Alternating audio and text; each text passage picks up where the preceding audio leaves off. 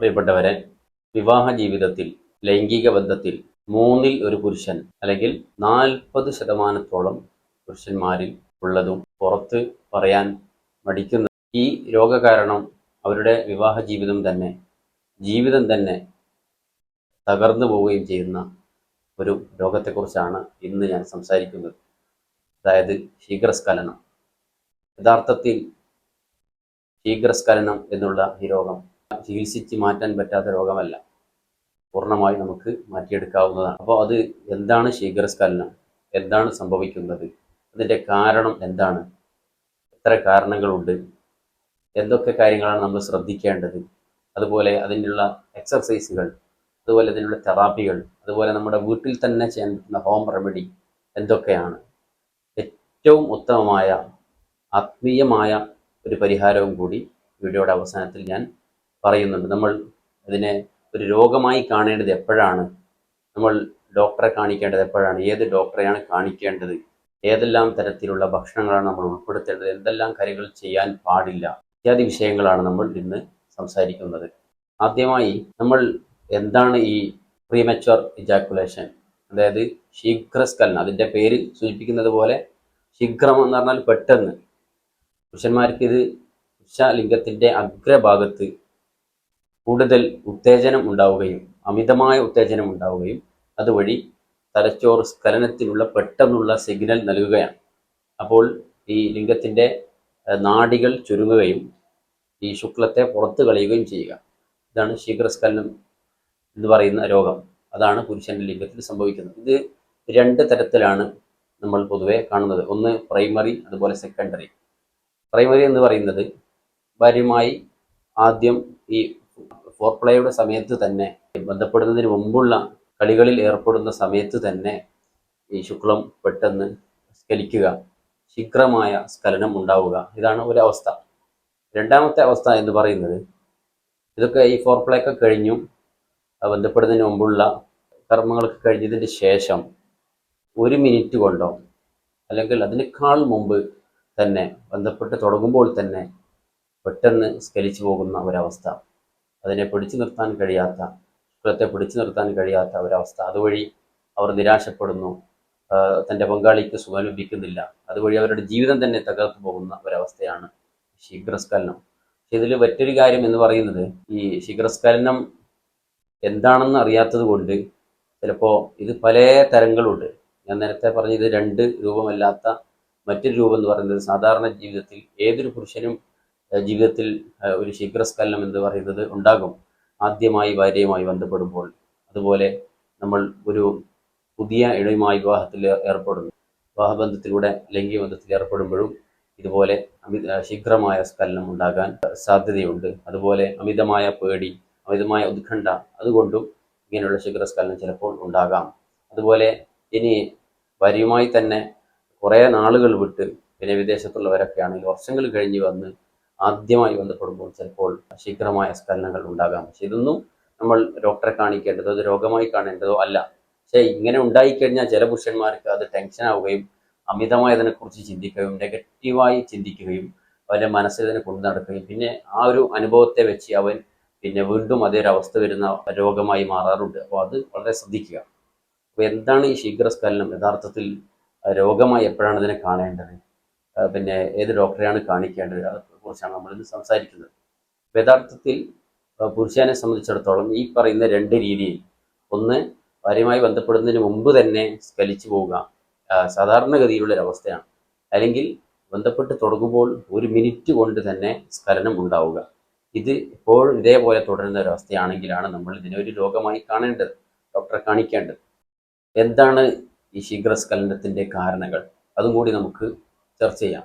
ഒന്നാമതായി, മൂത്രത്തിൽ അണുബാധയുള്ള ആളുകൾ. മൂത്രത്തിലെ അണുബാധ, മൂത്രത്തിൽ എന്തെങ്കിലും ഇൻഫെക്ഷനുകളോ മറ്റൊക്കെ ഉണ്ടെങ്കിൽ അതും ഇത്തരത്തിലുള്ള ശീഘ്രസ്ഖലനത്തിന് കാരണമാകാം. അതുപോലെ പ്രോസ്റ്റേറ്റ് അണുബാധ, ഹോർമോൺ ഇംബാലൻസ് വഴിയും ഇത് സംഭവിക്കാം.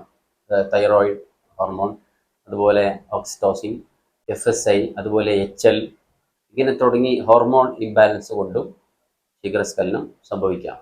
അതുപോലെ നേരത്തെ പറഞ്ഞതുപോലെ പെർഫോമൻസ് ഡിസോർഡർ, അമിതമായ ആശങ്ക, ഉത്കണ്ഠ, ആദ്യമായി ഒരു സ്ത്രീയുമായി നമ്മൾ ഇങ്ങനെ ലൈംഗിക ബന്ധത്തിൽ ഏർപ്പെടുമ്പോഴുള്ള ഭയം കൊണ്ട്, എങ്ങനെ ചെയ്യുമെന്ന ഭയം കൊണ്ട് ശീഘ്രസ്ഖലനം അങ്ങനെ സംഭവിക്കാം. അതുപോലെ മാസ്ട്രുബേഷൻ, അമിതമായ മാസ്ട്രുബേഷനും പിന്നെ സാധാരണഗതിയിൽ ചെയ്യുന്നു, അതും നമ്മളെ സംബന്ധിച്ചിടത്തോളം തെറ്റാണ്, ഹറാമാണ് എന്നുള്ള ആളുകൾക്കൊക്കെ അറിയാം.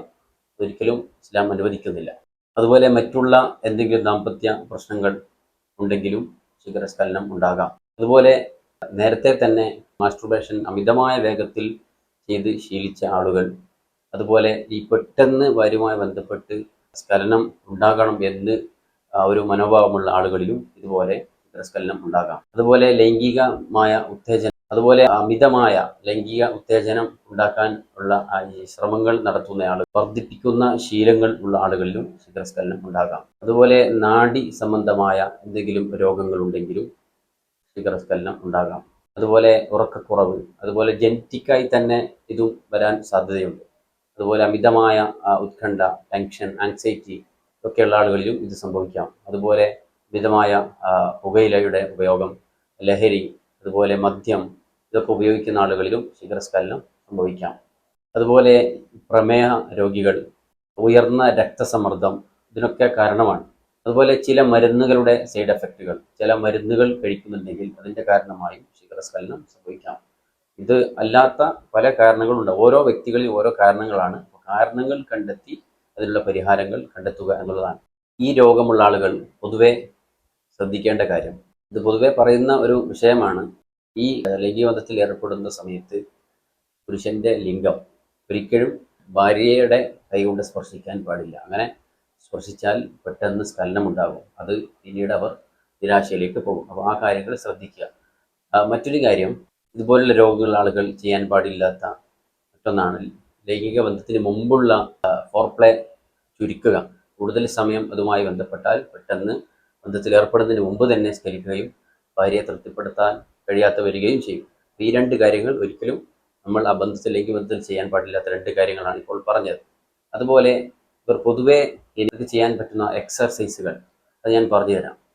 ഇതിന് ചെയ്യേണ്ട എക്സർസൈസ് എന്ന് പറഞ്ഞാൽ പെൽവിക് ഫ്ലോർ മസിൽ എക്സസൈസുകൾ. ഇതൊക്കെ നിങ്ങൾക്ക് യൂട്യൂബിൽ നോക്കിയാൽ കാണാം, അല്ലെങ്കിൽ അതിനെക്കുറിച്ച് മറ്റൊരു വീഡിയോയിൽ ഞാൻ വിശദമായി കാണിച്ചു തരാം.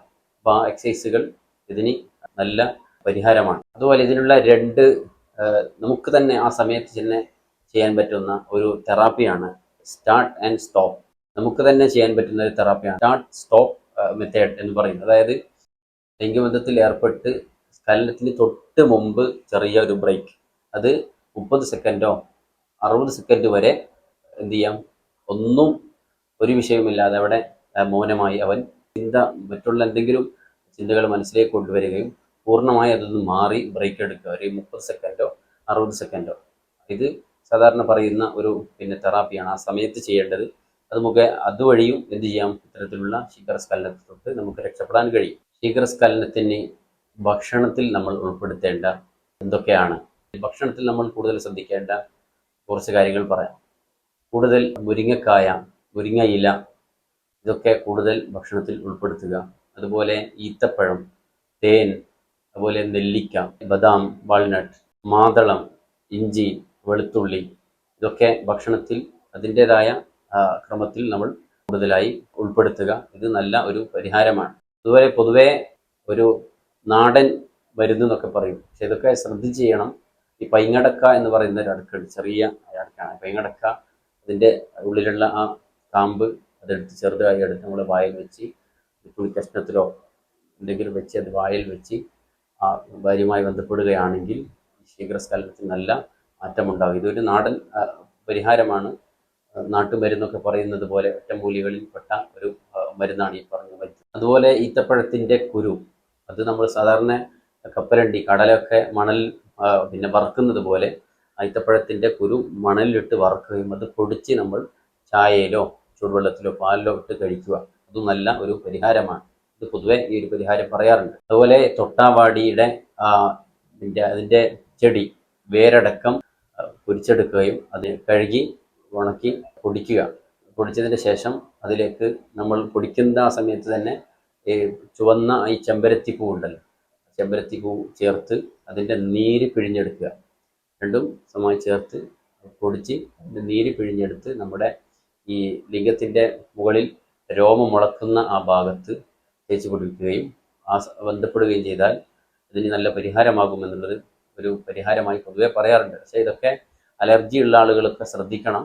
അതുപോലെ അരിനെല്ലിക്ക, നമ്മുടെ ഈ ഉപ്പിലിട്ട കുറേ വിഭവങ്ങളൊക്കെ നമുക്ക് കാണാം. അതിൽ അരിനെല്ലിക്ക എന്ന് പറയുന്ന ആ നെല്ലിക്കയുടെ കുരു, അതിൻ്റെ പുറത്തുള്ള ഭാഗത്തൊക്കെ കളഞ്ഞ് അതിൻ്റെ കുരു നമ്മൾ എന്ത് ചെയ്യാം, അതിനെ ഉണക്കി പൊടിച്ച് അതിൻ്റെ ഒരു നുള്ള്, ആ കുരുവിൻ്റെ ഒരു നുള്ള് നമ്മൾ ഉമിനീരിൽ ചാലിച്ച് ഇവിടെ മൂർധാവിൽ നമ്മൾ തടവി കൊടുക്കുക. അതും നല്ല ഒരു പരിഹാരമാണെന്ന് പൊതുവെ പറയാറുണ്ട്. ഇതിന് ശീഘ്രസ്ഖലനമുള്ള ആളുകൾ, അവരുടെ കുറച്ച ഒരവസ്ഥയിൽ എത്തിയ ആളുകളാണെങ്കിൽ, ഒരു നിലക്കും മാറാത്തൊരവസ്ഥയാണെങ്കിൽ അവർ നമ്മൾ പൊതുവേ പറയുന്നത് പോലെ നമ്മൾ എന്ത് വിഷയത്തിൽ ആരോഗ്യപരമായ വിഷയങ്ങൾ നമ്മൾ ഡോക്ടറെയാണ് കാണിക്കേണ്ടത്. യൂറോളജി ഡോക്ടറെയോ അല്ലെങ്കിൽ ആൻഡ്രോളജി ഡോക്ടറെയോ, അല്ലെങ്കിൽ ചിലപ്പോൾ നമുക്ക് സൈക്കോളജി ഏതെങ്കിലും സൈക്കോളജിസ്റ്റിനെ കാണേണ്ടി വരും, ചിലപ്പോൾ ഒരു സൈക്കാട്രിസ്റ്റിനെ കാണിക്കേണ്ടി വരും. ഇവരൊക്കെ കാണിച്ച് ഇതിൻ്റെ ചികിത്സകൾക്ക് നമുക്ക് തേടാവുന്നതാണ്. അതുപോലെ ഇതിന് ഏറ്റവും നല്ല ഫലപ്രദമായ ഒരു ആത്മീയ പരിഹാരവും കൂടിയാണ് ഇനി ഞാൻ പറയാൻ പോകുന്നത്. ശീഘ്രസ്ഖലനം മാറാനുള്ള ഏറ്റവും നല്ല ആത്മീയമായ ഒരു ഖുർആൻ കൊണ്ടുള്ള ഒരു പരിഹാരമാണ് ഇന്ന് പറയുന്നത്. പക്ഷേ ഇത് പൊതുവെ പറയുന്നത് പോലെ നമ്മൾ ഈ ചെയ്യുന്ന സമയത്ത് ഒന്നു വേണം, നല്ല വസ്ത്രം ധരിക്കണം, അതുപോലെ ഖിബ്ല ഉണ്ടായിരിക്കണം, അതിൻ്റെ ആദാബുകളൊക്കെ പാലിച്ച് ഖുർആൻ തെറ്റാതെ ഓതാൻ അറിയുന്ന, എഴുതുമ്പോൾ ഒറ്റയായിട്ടല്ല എഴുതേണ്ടത്. സാധാരണ ചില ഉസ്താദന്മാർക്ക് ഒറ്റക്ഷരമായി എഴുതണമെന്ന് പറയും. ഖുർആൻ എങ്ങനെയാണുള്ളത് ഇതുപോലെ എഴുതാനാണ് വേണ്ടത്. അപ്പോൾ ഇതിന് ചെയ്യേണ്ടത്, നിങ്ങൾ നല്ല ഒരു പ്ലേറ്റ് സാണ്, സാധാരണ ഇതൊക്കെ പറ്റുന്ന സാണ് വാങ്ങി അതിൽ കുങ്കുമ പനനീർ മഷി കൊണ്ടോ, അല്ലെങ്കിൽ അത് ലഭിക്കുന്നില്ലെങ്കിൽ സാധാരണ അറബി മഷി എന്ന് പറയുന്ന മഷി കൊണ്ട് അതിൽ ഖുർആൻ സൂറത്തുൽ മുസമ്മിൽ മുഴുവനായി പ്ലേറ്റിൽ എഴുതുക. എഴുതിയതിന് ശേഷം അതിനെ മായ്ക്കുക. ഇച്ചിരി വെള്ളത്തിലേക്ക് നമ്മൾ വെള്ളം കൊണ്ട് മായ്ച്ച് ആ വെള്ളത്തിലേക്ക് 40 പ്രാവശ്യം നമ്മൾ പ്ലേറ്റിൽ സൂറത്തുൽ മുസമ്മിൽ എഴുതി അതിനെ വെള്ളം കൊണ്ട് മായ്ച്ച് ആ മായ്ച്ച വെള്ളത്തിലേക്ക് നമ്മൾ 40 പ്രാവശ്യം സൂറത്തുൽ മുസമ്മിൽ ഓതി മന്ത്രിക്കുകയും അത് സൂക്ഷിച്ച് രാവിലെയും വൈകുന്നേരവും കുടിക്കുക. ഇത് നല്ല ഒരു പരിഹാരമാണ് ശീഘ്രസ്ഖലനത്തിനുള്ളത്. ഈ പറഞ്ഞതുപോലെ എല്ലാ കാര്യങ്ങളും വൃത്തിയോടുകൂടെ ചെയ്താൽ തീർച്ചയായും നമ്മുടെ ഈ രോഗം മാറും. അള്ളാഹു മാറ്റിത്തരുമാറാകട്ടെ.